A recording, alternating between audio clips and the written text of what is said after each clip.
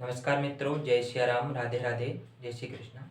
मैं सचिन भार्गव एक बार फिर आपके सामने रसायन विज्ञान की जो अपनी श्रृंखला चल रही है उसमें मैं आपको आज हेनरी का नियम बताने वाला हूँ, है ना, जो कि एक मोस्ट आईएमपी प्रश्न आपके लिए होने वाला है। ठीक है, तो अपन समझते हैं हेनरी ने जो नियम दिया है उसका क्या संबंध है। पिछली क्लास से यदि आपने देखी हुई है तो उसमें जो मैंने दाब का एक पॉइंट लिखा था सबसे आखिरी में, वहीं से कौन सा नियम बना हुआ है, वहीं से हेनरी का नियम बना हुआ है।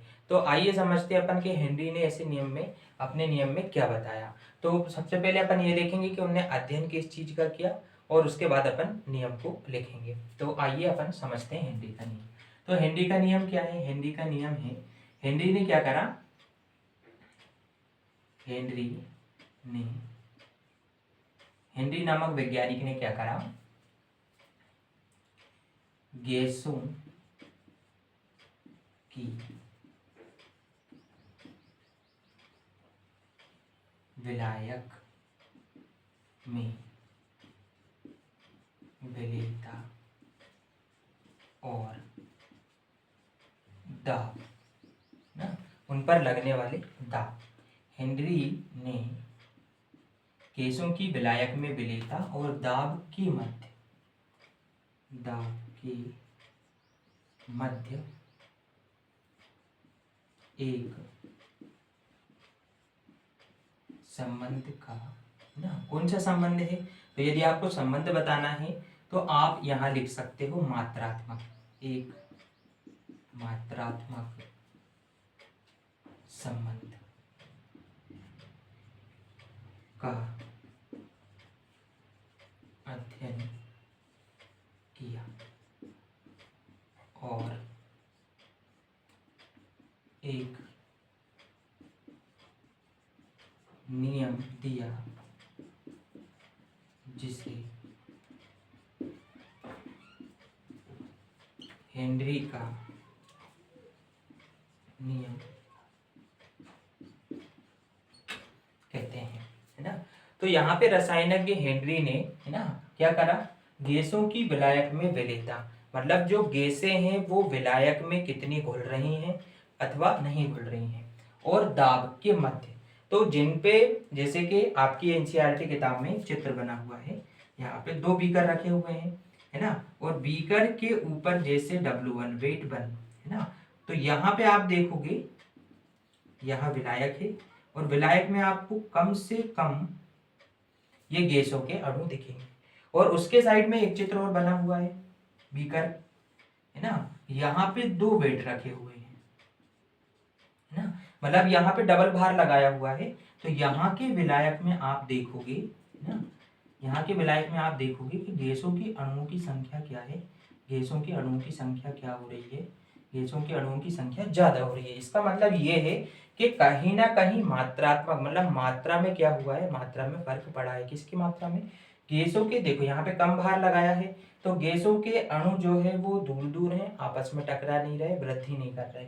लेकिन यहाँ पे देखो एक भार और लेके आए, मतलब यहाँ पे डबल, दो गुना भार कर दिया, तो यहाँ पे देखो गैसों के जो अणुओं की संख्या है वो क्या हो रही है, लगातार ज्यादा हो रही है। मतलब विलेयता दाब बढ़ाने से क्या होते जा रही है, बढ़ते जा रही है। तो इन्हीं आंशिक दाब और विलायक में विलेयता के मध्य मात्रात्मक संबंध का अध्ययन किसने किया? हेनरी नामक रसायनज्ञ ने किया, और एक नियम दिया जिसे किसका नियम कहते हैं? हेनरी का नियम कहते हैं। तो ये आपकी बुक में चित्र बना हुआ है और डिटेल में आपको समझना है, आप बुक खोल कर देख सकते हो, एनसीईआरटी कक्षा 12 की किताब में बना हुआ है। ठीक है, अब यहाँ पे मैं ये चित्र मिटाता हूँ और अपन लिखते हैं नियम। आपको यहाँ से केवल ये पता चला कि हेनरी ने अध्ययन किसका किया था। तो हेनरी नामक जो वैज्ञानिक थे, अपने रसायनज्ञ थे, उन्होंने गैसों की विलायक में विलेयता और दाब के मध्य मात्रात्मक संबंध का अध्ययन किया, है ना, और नियम दिया जिसे हेनरी का नियम कहते हैं। अब यहाँ पे ये चित्र आप देख सकते हो, आपकी किताब में बना हुआ है। अब मैं लिखता हूँ नियम क्या है, उसको अपन लिखते हैं। ठीक है, तो अभी के लिए मैं इसको मिटा देता हूँ। अब मैं लिखता हूँ इन्वर्टेड कोमा में कि हेनरी का नियम क्या है ना। इस नियम अनुसार, किसके नियम? हेनरी के नियम। इस नियम अनुसार किसी गैस की द्रव में विलेयता विलयन की सतह पर लगाए गए आंशिक दाब के समानुपाती होती है। यह किसका नियम है? यह हेनरी का नियम है। इस नियम अनुसार किसी गैस की द्रव्य में विलेयता विलयन की सतह पर लगाए गए आंशिक दाब, मतलब यदि आपने कम से कम भी आंशिक दाब लगाया हुआ है, कम से कम भी आपने, आंशिक का मीनिंग होता है कम से कम न्यूनतम, कहाँ दाब लगाया हुआ है? विलयन की सतह पे। तो अंदर जो गैस के छोटे छोटे अणु हैं वो आपस में टकराएंगे और उनकी संख्या में जितना आपने दाब डाला है उतनी संख्या में क्या हो जाएगी? वृद्धि हो जाएगी। इसलिए यहाँ पे लिखा था कौन से संबंध का अध्ययन किया है? मात्रात्मक। मात्रा में क्या हो रही है? वृद्धि हो रही है। जैसे जैसे आप दाब को बढ़ा रहे हैं ठीक उसी प्रकार से वहां पे गैसों के अणुओं की संख्या में वृद्धि हो रही है और गैसों की विलायक में विलेयता में भी क्या हो रही है? वृद्धि हो रही है। तो इस नियम के अनुसार किसी गैस की द्रव्य विलेयता विलयन की सतह पर लगाए गए आंशिक दाब के समानुपाती होती है। ठीक है, तो अब यहाँ पे यदि अपन माने कि कोई गैस ए है ना, जिनका मोल अंश x है, तो वो उसके दाब, दाब का मीनिंग है प्रेशर, पी के क्या होगी? समानुपाती होंगे। तो गणितीय रूप में कैसे लिखेंगे उसको भी मैं यहाँ पे आपको बताता हूँ। देखो यहाँ लिखते हैं अपन, इसको मैं मिटा देता हूँ, है ना। आप स्क्रीनशॉट रोक कर ले लीजिएगा, है ना, या पॉज करके लिख लीजिएगा। ठीक है, तो यहाँ पे ये हो गया नियम। अब गणितीय रूप में कैसे लिखते हैं वो मैं आपको बताता हूँ यहाँ पे, ना। इसके लिए इसको मैं मिटा देता हूँ।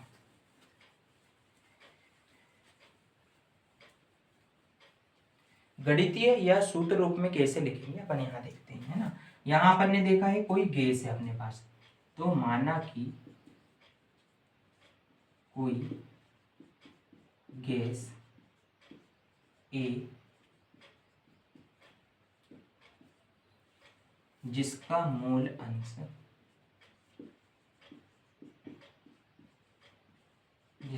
अंश x है। अब वो किसके समानुपाती है? तो दाब के समानुपाती है। मूल अंश x है, वह विलयन की सतह पर लगाए गए दाब की समानुपाती होती है। ठीक है, मतलब जो मूल अंश है तो विलयन के दाब के क्या रहेगा? समानुपाती होता है। ठीक है, तो यहाँ पे हो गया अपना x, तो अपन यहाँ लिख सकते हैं x, है ना, डायरेक्टली प्रोपोर्शनल, मतलब समानुपाती है। किसके समानुपाती है? तो अपने यहाँ पे किसके? दाब के। दाब को किससे लिख सकते हो आप? दाब को आप लिख सकते हो प्रेशर P से। तो x इजिकल x समानुपाती, मतलब x डायरेक्टली प्रोपोर्शनल किसके हो गया? P के। मतलब जो गैस का मूल अंश है वो उसके विलयन की सतह पर लगाए गए आंशिक दाब के क्या रहता है? समानुपाती होता है। तो x directly proportional to P। अब यहां से ये समानुपाती का साइन अगर आप हटाते हो तो x इजिकल टू के एच और ये हो जाएगा P। तो ये लिखा गया गणितीय रूप में। के एच क्या होता है? तो के एच होता है, यहाँ पे आप यहाँ बता सकते हो, के एच बराबर होता है हेनरी नियतांक। के एच बराबर क्या होता है? के एच बराबर होता है हेनरी नियतांक। तो ये गणितीय रूप में आप लिख सकते हो। समानुपाती का साइन हटता है, डायरेक्टली प्रोपोर्शनल का साइन हटता है, तो उसके जगह कांस्टेंट में नियतांक के रूप में अपन ने लिखा है के एच, मतलब हेनरी नियतांक। तो यहाँ पे इस प्रकार से आप गणितीय रूप में हेनरी के नियम को लिख सकते हो, है ना, और ये है उसकी व्याख्या। ठीक है, तो यहाँ से आप इसको नोट डाउन कर सकते हो। आई होप आपको समझ में आया होगा। अब अगले टॉपिक में अपन लेते हैं हेनरी के नियम की सीमाएं। तो इसमें भी लगभग आपको 2 से 3 पॉइंट लिखना होता है, तो आप इसको नोट डाउन कर लीजिएगा, है ना।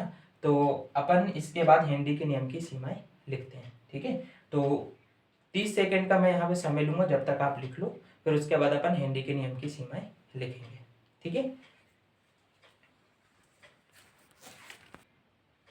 तो अपन समझते हैं अब हेनरी के नियम की सीमाएं, है ना। तो सबसे पहली सीमा है ना, जो हेनरी का नियम है, यह नियम तनु विलयनों के लिए लागू होता है। अब तनु विलयन कौन से रहते हैं आपको पता है, जहां विलायक में विलय की मात्रा कम से कम हो वहां पे तनु विलयन रहते हैं। मतलब यदि विलायक में गैस अत्यधिक विलय है तो इस नियम का पालन नहीं करेगी। तो यह नियम केवल कौन से विलयनों के लिए लागू होता है, यह नियम तनु विलयनों के लिए क्या होता है, लागू होता है। ठीक है, यदि गैस विलायक में अत्यधिक विलय है तो इस नियम का पालन नहीं करेगी। तो ये हो गया पहला पॉइंट। ठीक है, केवल तनु विलयनों के लिए क्या होता है, ये लागू होता है। दूसरा पॉइंट क्या है अपना, तो दूसरे पॉइंट में अपन समझते हैं है ना, कि यह नियम आदर्श गैस के लिए क्या होता है, लागू होता है। कौन सी गैस के लिए, आदर्श गैस के लिए। यह नियम आदर्श गैसों के लिए लागू होता है ना। ठीक है, आदर्श गैस, वास्तविकता में कोई भी गैस आदर्श गैस नहीं है, लेकिन निम्न ताप और उच्च दाब पर कई गैसों को आदर्श गैस की भांति व्यवहार कराया जा सकता है। इसलिए यह नियम केवल कौन सी गैसों के लिए है, यह नियम केवल आदर्श गैसों के लिए लागू होता है। अब तीसरा पॉइंट जो है, तीसरे पॉइंट को अपन लिखते हैं। तीसरा पॉइंट क्या है ना, तो ये दो नियम अभी आपको समझ में आए होंगे। पहला नियम में क्या बताया आपको, तनु विलयनों के लिए लागू होता है, गैस विलायक में अत्यधिक विलय है तो नियम काम नहीं करेगा। दूसरा पॉइंट में आपको बताया यह नियम आदर्श गैसों के लिए क्या होता है, लागू होता है। अब अपन लिखेंगे तीसरा पॉइंट। ठीक है, तो तीसरा पॉइंट है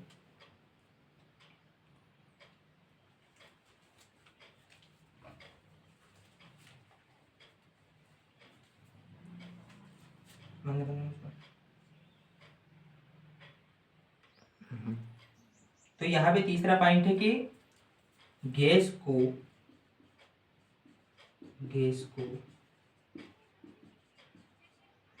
विलायक के साथ कोई क्रिया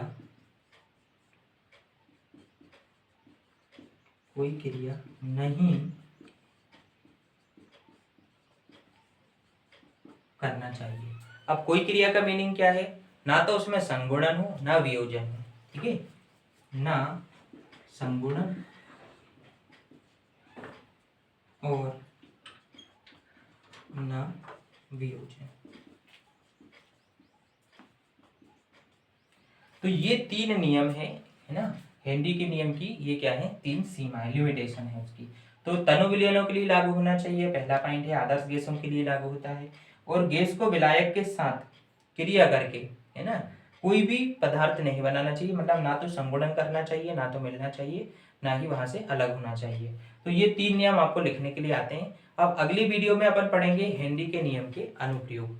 तो जब तक आप इतना तैयार कर लेना, हेनरी ने किसके मात्रात्मक संबंध का अध्ययन किया, कौन सा हेनरी का नियम दिया, हेनरी का नियम क्या है, उसका गणितीय रूप क्या है और उसकी सीमाएं क्या है। तो ये वेरी आईएमपी प्रश्न है, यहाँ से आपके लगभग 2 से 3 नंबर क्या होते हैं, कंफर्म हो जाते हैं। ठीक है, तो आज की वीडियो में केवल इतना ही है ना।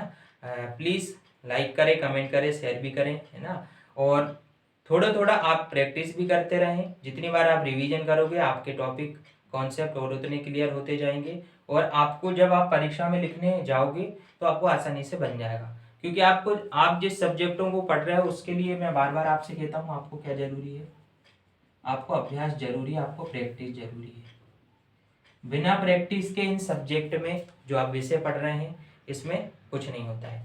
तो आई होप आप छोटे छोटे टॉपिक देखते जाएं है ना, प्रॉपर नोट्स बनाते जाएं, बार बार उनका रिवीजन करते जाएं, ताकि आपको आगे जब आप पेपर लिखने जाओगे या परीक्षाएं आएंगी तो आपको आसानी से बन जाए। तो जब तक के लिए आप घर में रहें, सुरक्षित रहें, है ना। जय श्री कृष्णा, राधे राधे।